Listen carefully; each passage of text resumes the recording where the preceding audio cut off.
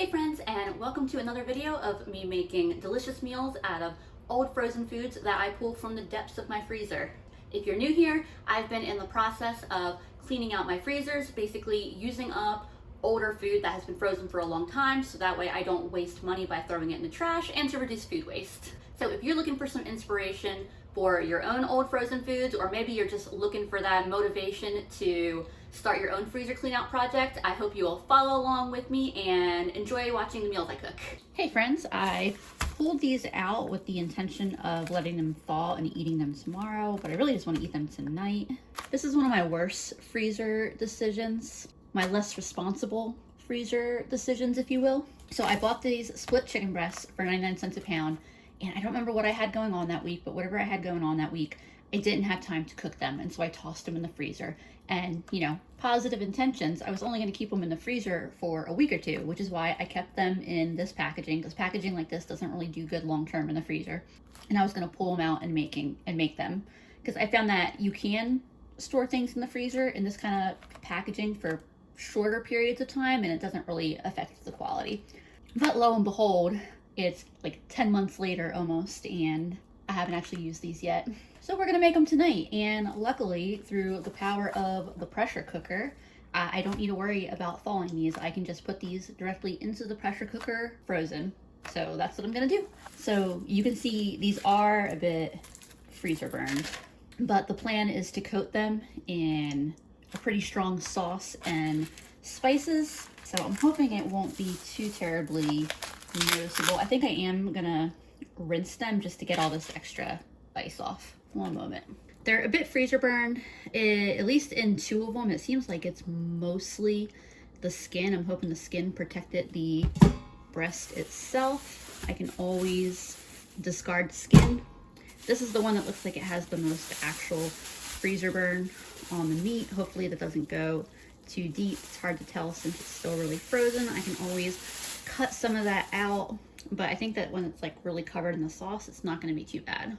I have a cup of water in here. I'm just going to toss some salt and pepper in here, but given that I'm going to be covering them in the sauce and I might discard the skin, I'm not going to focus too much on seasoning them in the pot. Lid goes on, and I cook these for 25 minutes on high pressure. I also chopped up a bunch more of my $1 potatoes. I just coated them in oil, salt, pepper, garlic, and they're going in the oven at 425. I'll put them in for 20 minutes, give them a shake, and then they'll probably go in for another like 10 minutes. My chicken is done. I'm gonna pull it out and see how it turned out. There aren't any like health risks with eating the freezer burn chicken. It's just a potential degradation of like the quality, like the taste and the texture. But in terms of food safety, it's completely safe to eat. I just want to make sure it's something that still tastes good, but it's cooked all the way through. You can see it's super moist inside. It's a benefit of cooking it in the Instant Pot like that. Even eating one of the sections of the skin that was exposed to a little bit of freezer burn, it actually tastes fine, and the texture is fine too. It did not get, I don't think the freezer burn had a chance to get very deep into it, because this is still excellent tasting. Potatoes are looking good. I'm going to give them a flip real quick, or move them around the pan a little bit, and pop them back in for probably no more than 5 or 10 minutes. So besides the chicken tasting absolutely normal, I also didn't realize I had quite so much of it. So I'm going to put half of this back into the Instant Pot, and the other half I'm actually going to put away for dinner tomorrow. So there's chicken to be put away for tomorrow's dinner. And then I think I'm going to use this honey barbecue sauce. Whenever I make pork, or even when we make barbecue chicken thighs or anything, we never reach for the honey barbecue. So this has been in my fridge forever. So I turned the saute on this, so I'm going to want to watch it real closely. Oops. Aha, clip. Also going to throw some extra spicy seasoning on top of it. The potatoes just came out of the oven, and I'm basically just going to stir this around for a minute until it gets hot. And there's what the finished dinner looks like. I also heated up a pack of frozen veggies that were in the freezer, and we had some leftover hot dog buns from dinner a few days earlier that I didn't film, so we'll have a little chicken sandwich on a hot dog bun. Tonight I'm using the rest of that chicken that I divided from last night. I'm more or less making a dish that I learned as Tuscan chicken. Apparently a lot of people call it, or I keep seeing it online, as marry me chicken. No matter the name, it is a delicious Parmesan cream sauce with the chicken in it, with tomatoes and spinach. Traditionally, I have made this in my Instant Pot, but that's been when the chicken was raw, so I was also cooking the chicken in there. Since I don't really have to cook anything, I'm gonna just make it on the stove top. And I'm starting some water for pasta, and I am heating up some fat in this pan here that I'm gonna saute this garlic in for a few minutes. A lot of people make this dish using fresh tomatoes, using cherry tomatoes. I like using sun-dried tomatoes. And I had some sun-dried tomatoes that have been in my fridge for quite a while, so I figured it was a good time to go ahead and use them up. I also have some mushrooms that I'm gonna cook. I'm cooking them in a separate pan because my mom doesn't like mushrooms, but that's okay because that's more for me and Andrew. And I'm gonna keep these in pretty big chunks. The really big mushrooms I'll quarter, and then these kind of smaller ones I'll have. My garlic is starting to cook and is one of the greatest kitchen smells. I grabbed a couple of big handfuls of spinach, and personally, I don't like big wilted pieces of spinach, so I always chop my spinach before I cook it in pretty much any kind of dish. I like to put chopped spinach in soups and curries and sauces,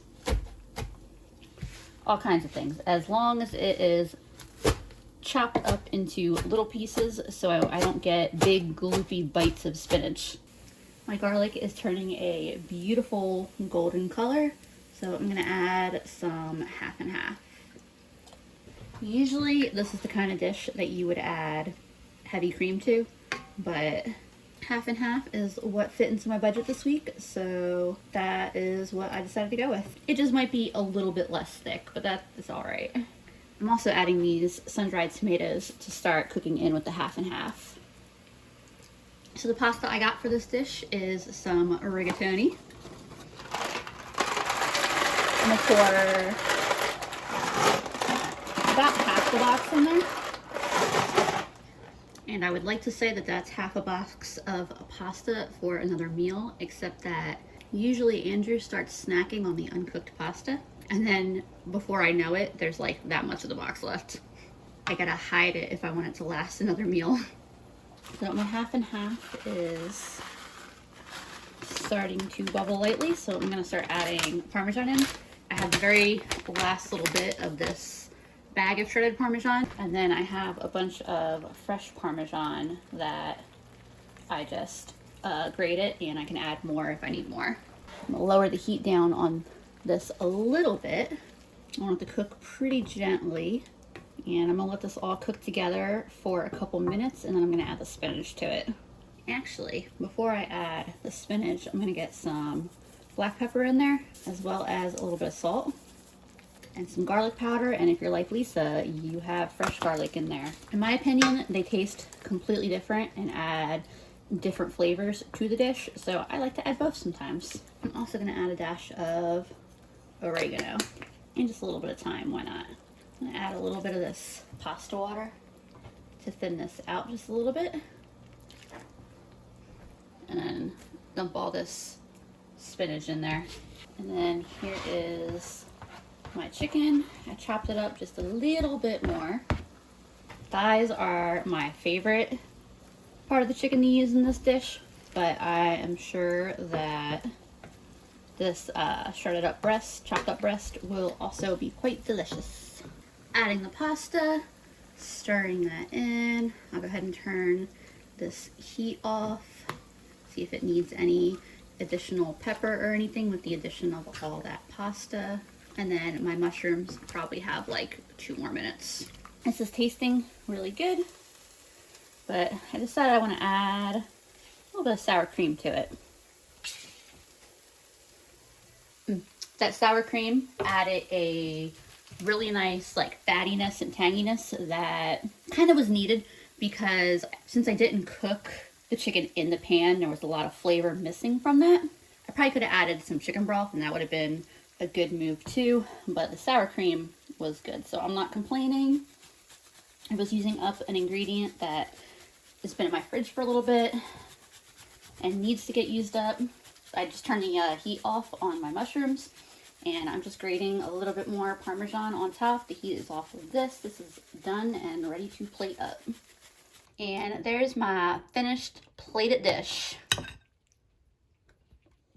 For dinner tonight, Andrew and I are having a Korean dish that I'm probably going to butcher the name of.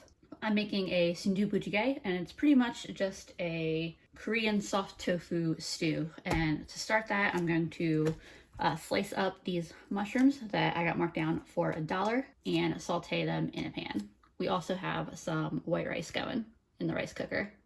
This is a paste that's been sitting in my freezer for a while now. It's a paste that I made for this stew. I'll link the recipe for how to make that in my description. But this is something that you make once and it stays in the freezer, so that way you can make the stew very, very quickly. For now, I'm going to add about 1.5 cups. I may add some more water. And the ratio for this is supposed to be 2 tablespoons of this per 1/2 cup of water, but I'm just kind of going to add some and see what that does to the flavor, see if I feel like I need to add more, and if I add too much, I can add more water to it. So I am mixing that paste in there, and from what I'm remembering, the paste is a combination of like ground pork, scallion, onion, red chili pepper flakes. I think there's some sesame oil. It's been quite a while since I made it, but it's a recipe that I had used a couple times. Like I said, I'll link that in the description. And then the seafood that I'm going to put in here is monkfish. Incredibly ugly fish, but I got this marked down for $1.99 as a pound of monkfish, and as ugly of a fish it is, it's a wonderful in stews.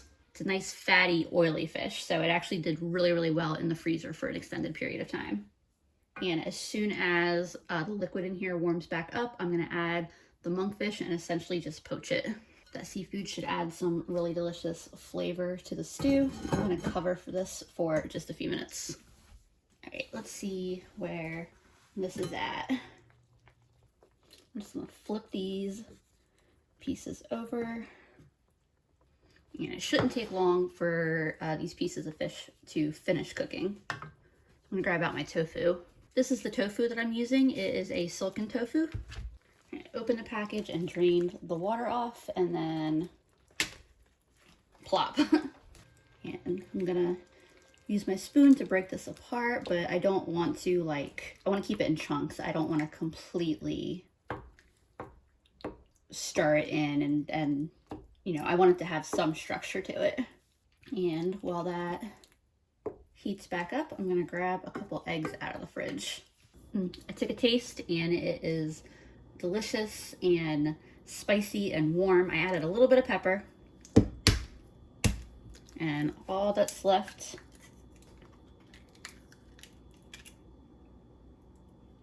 is to let these 2 eggs cook, and then it will be ready to serve. All right, the tops of these eggs are pretty much just set, so I'm gonna pull this off the heat and get some bowls served up. Get some rice in each bowl.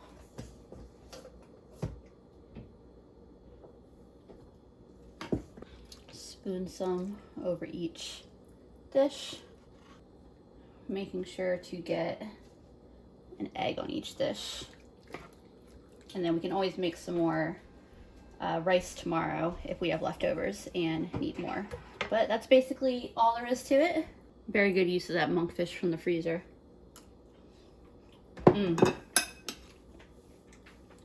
I pulled some salmon out of the fridge. We're having salmon, rice, and broccoli. This is definitely more salmon than we need for tonight, but I figured I would thaw it and cook it all anyway, and we'll have whatever we don't eat tonight tomorrow as like a rice bowl lunch. All right, you can see I have my raw pieces and my cooked pieces. I cooked the real skinny pieces I had to kind of test the heat of the pan.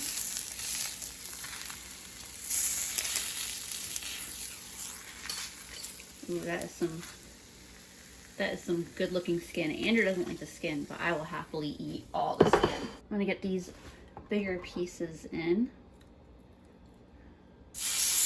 I'm gonna be honest, y'all, I'm trying to keep my arm out of the shot because I found out the hard way that I am allergic to just common English ivy. All right, these have been cooking for about 3 or 4 minutes, so I'm gonna give them a flip.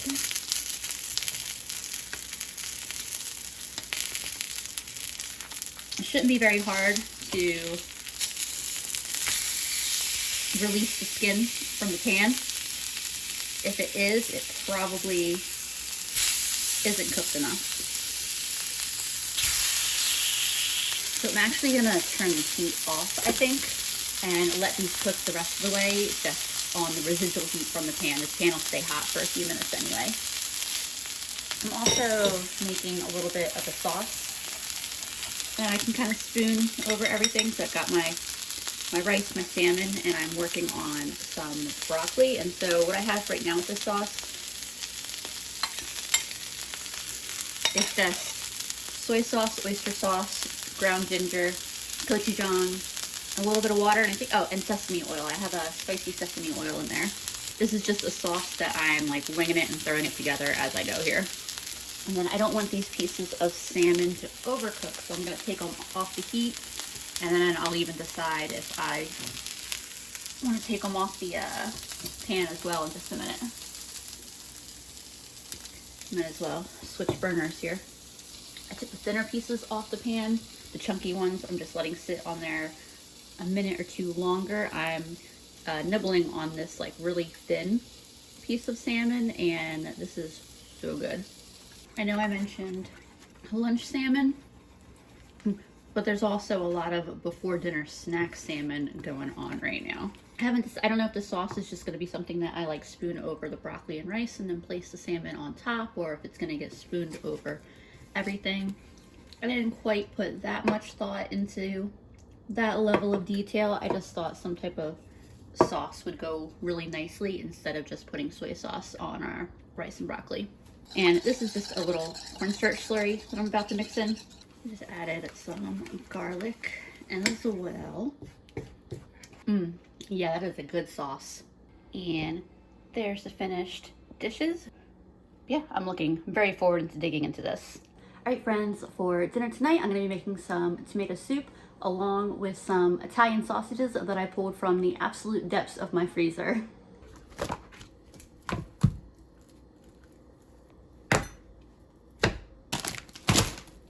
So it's a 2 days later since I last filmed. My arms look awful, though I do think they're starting to finally heal. I think I am past the height of the reaction I had to the ivy that I was in contact with. Has not been a fun experience. But what I have going on for dinner here is just chopping up some onion, celery, and carrot. And then you can just see over here, I've got my big Dutch oven on the stove. There's some oil in the bottom. That's heating up, and I will get these veggies sauteing. I'm planning on blending this soup, so I don't really necessarily need to get these carrot pieces too small, but I want to get them small enough that I'm not waiting forever for them to cook. This is still heating up, but basically I will just cook these until they soften. I have a pepper I could add too, but I might skip that. I might save the pepper for another dinner this week. I also have is about 3/4 of a cup of dried northern beans that I went ahead and cooked up. Pressure cooker is my absolute favorite way to cook dried beans. I started these a couple hours ago, and I just was able to throw them in here 35 minutes on high pressure, and then they've just been hanging out in this pot. They're good until I'm ready to use them. These are the tomatoes I'm going to be using. They're crushed tomatoes with basil, and I actually got these from the Dollar Tree. These cans sell for like $3 at my local grocery store, so it was a really good deal. My veggies are almost softened enough. They got just a little bit to go. I have my sausages here that I'm just gonna drop in some boiling water. They're still fairly frozen. I had them out long enough that they're easy to separate. I'll let them boil for a few minutes, and then I'm gonna heat this cast iron pan up here. I'm gonna toss some bacon grease in there, and I'm gonna fry them up a little bit and get some color on them. I'm dumping these tomatoes in. And then I'm also gonna add my beans in now. I've been snacking on them a little bit. They're so perfectly cooked, and even without any seasoning, they're so delicious. They just have like a fairly mild, slightly nutty flavor. I like to use them for soup. Specifically, I'm gonna blend them in the soup, and it's not gonna make the soup taste like it's full of beans. It's just gonna give some body to the soup, make it a more filling soup. Don't worry, it'll be good, you'll see. I'm also adding 2 cups of broth that I made with some bouillon, and I just mixed it in the tomato can so that way I could get all the good stuff out the bottom of there. None of that tomatoey goodness left behind, right? I'm also gonna toss some seasoning in here. Definitely some garlic powder because I like a nice garlicky tomato soup. Some black pepper, some onion powder, some paprika. If you watch a lot of my content and this looks kind of familiar, like something I made before, I made a very, very, very similar, like almost the same soup. The only difference is I was using frozen veggies instead of fresh. But in one of my Dollar Tree videos, I made a soup just like this, and it was such a good soup that's why I'm making it again. My sausages should almost be done, almost ready to go in the frying pan, and before this heats up too much, before that broth that I added gets too hot, I want to blend this up. All right, now that I've got this blended, I'm heating it back up on a very, very low temperature. Trust me, you do not want to make the mistake of having a thick soup like this bubble and splash you in the face. Ask me how I know. I would love if I had some fresh basil to get in here, but my basil is not quite there yet. Still got a little bit before I'll be up to my ears in basil and I won't know what to do with it all. This soup is tasting really good. Last thing I want to do is I've got some half and half that I'm gonna add. A little bit of fresh dairy, besides adding some creaminess, will take away just that little bit where you can tell it was made with a can of tomatoes. Like, it just adds a little bit of needed freshness. Also making the very last minute decision to add a little bit of sour cream. I got this sour cream that is probably getting ready to go bad here. And it's not much left, just a couple spoonfuls. So I might as well add that. Oh yeah, that's the kind of color I wanted to get on them.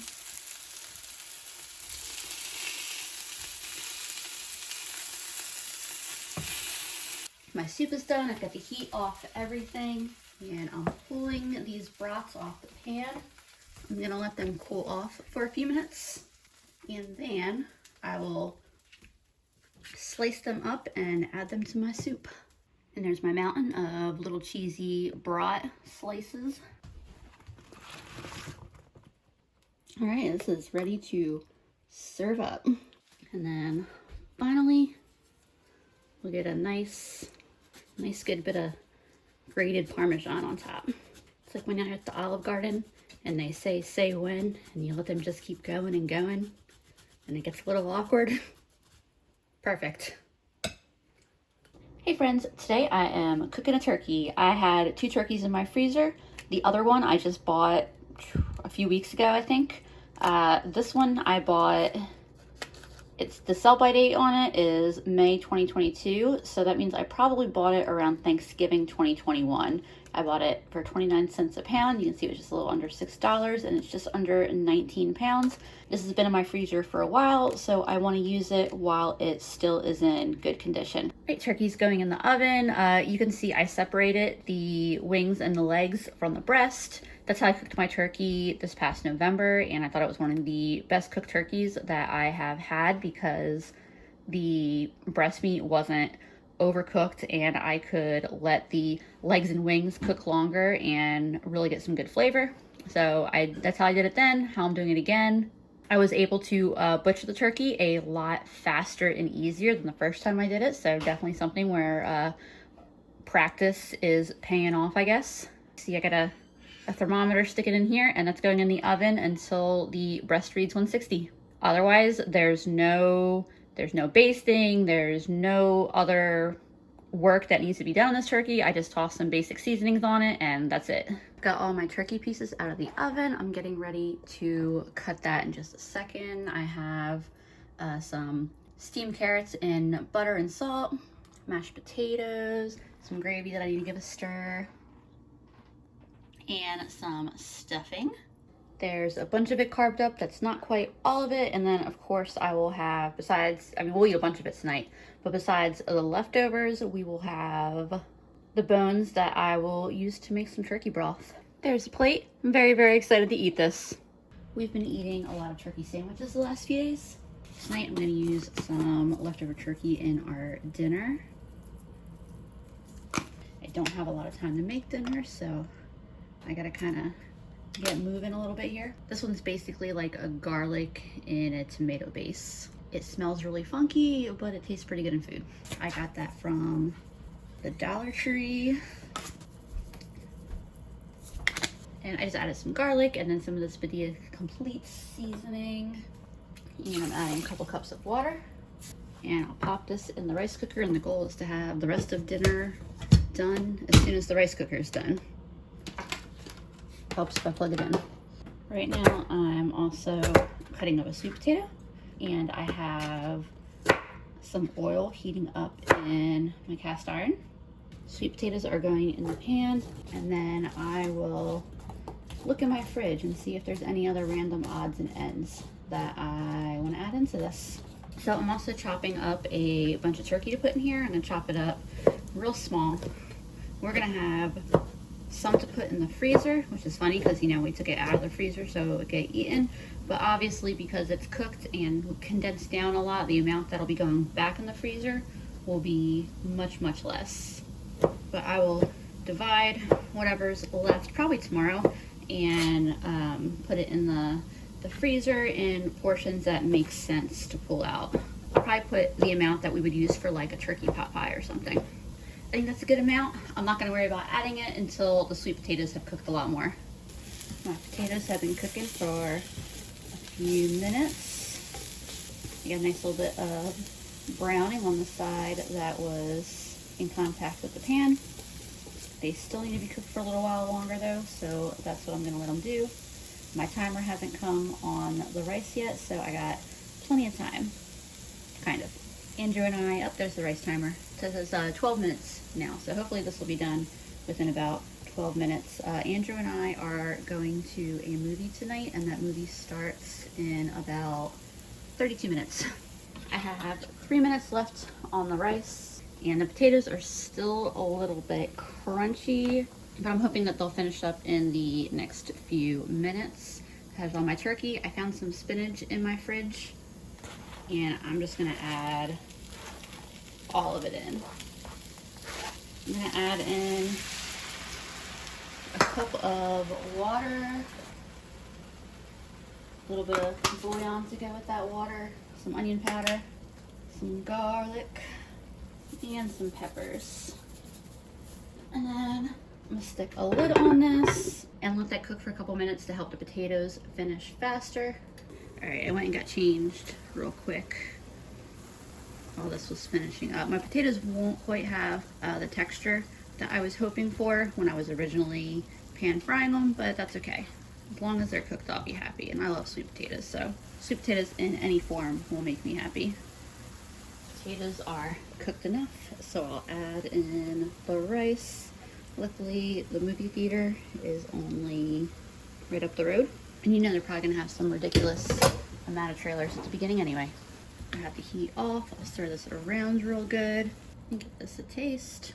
I'm tempted to add tomatoes or beans or something, but honestly this tastes really good as is, and I gotta go soon, so this is just gonna have to do for tonight. It is very nice and flavorful though. I am not complaining. A little sriracha, and this is a perfect quick dinner to eat and then run. We did end up making it to that movie. We got there about 10 minutes late, but we still had like 10 minutes of previews to sit through. Turns out cleaning out my freezer is gonna end up being a 3-parter. This video is getting pretty long too, and I still have a little bit more food that I wanna cook before I actually go through the process of defrosting my freezer and reorganizing it, but I'm almost there. With that being said, I hope y'all are cooking good food. I know I am, and I will see y'all again soon.